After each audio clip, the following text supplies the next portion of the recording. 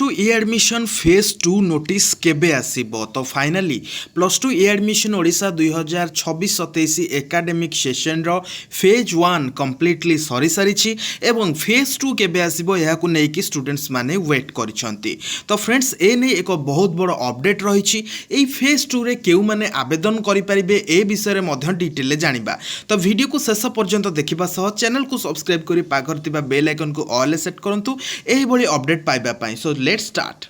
Friends जदि आपण मैंने साम्स वेबसाइट को जिबे samsodisha.gov.in यही वेबसाइट को गला परे हायर सेकेंडरी स्कूल प्लस 2 पर क्लिक करेंगे एवं यार डेडलाइंस मु आपण मानकु देखिया पई चाहूची। यार डेडलाइंस जदि आपण माने देखिबे तो आपणकर अगस्ट 12 2026 सुधा आपणकर स्पॉट एडमिशन रिपोर्टिंग एवं ता सहित डाटा अपडेशन ओवर हो सारी।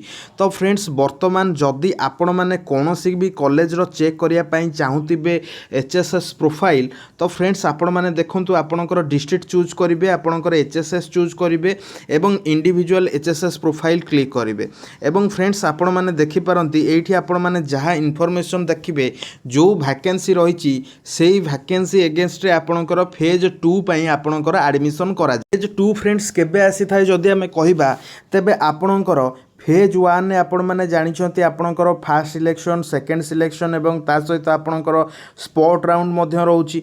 तो एटा फ्रेंड्स आपण मानकर ओभर हे सारी थिबो एवं ता सहित फेज 2 आसीबार मुख्य कारण होची कोन ना आपणकर जो 10th एग्जाम रे जो मानकर जो माने सप्लीमेंटरी एग्जाम देइथिबे सेमानकर रिजल्ट प्रकाश पाइ नथिबो। ओके तो सेति पय आपणकर फेज 2 आसी थाए से मानक पय एवं एई फेज 2 रे सप्लीमेंटरी पिलांक सहित जो पिला कोन कारण अप्लाई करि पारि नांती बिल्कुल फ्रेश अप्लाई करि परिबे। Board of secondary education Odisha website रे फ्रेंड्स मु आपण मानकु देखौची सप्लीमेंटरी एचएससी एग्जाम रिजल्ट प्रकाश पाई सारिछि। एसओएससी रो सेकेंड सेशन एग्जाम रिजल्ट मध्ये प्रकाश पाई सारिछि। तो अर्थात आपणकर फेज 2 आसिया पई जहाँ जहाँ आवश्यकता थिला ऑलरेडी आसी सारी।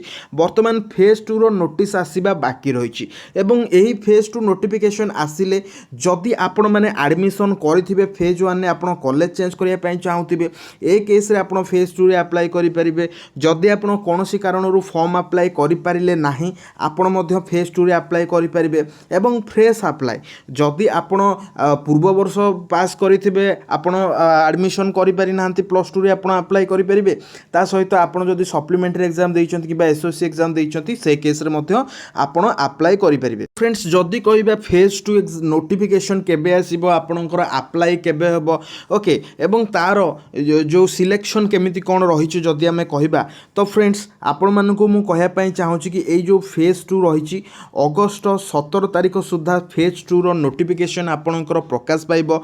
ओके एवं आपणकर एई फेज 2 नोटिफिकेशन ने जो दिन प्रकाश पाइबो तार दिन 2 दिन भितर आपणकर फॉर्म अप्लाई स्टार्ट हो जिवो जहा कि गोटे मेन आपणकर फास्ट सिलेक्शन रहिबो एवं एई फास्ट सिलेक्शन रे आपणकर रिजर्वेशन मध्य रहिबार संभावना रहिछि। तापर आपणकर स्पॉट रहिबो। ठीक अछि फ्रेंड्स आपण मानकु आजिर एई वीडियो रे जहा मु डिटेल्स देखेइली कि आपण माने फेज 2 रे को कॉलेज रे केते सीट वैकेंट रहिछि आपण सेटा चेक करि परिबा सहित आपणकर अगस्त 17 सुधा फेज 2 रो नोटिफिकेशन आसी जिवो प्लस 2 पई। तो फ्रेंड्स ए वीडियो टी केमति लागला कमेंट करि जणेबे। फेज 2 नोटिफिकेशन पई हमर टेलीग्राम चैनल जॉइन हुंतु जहार लिंक डिस्क्रिप्शन में अच्छी। वीडियो को एंड जाए देखिबारु धन्यवाद।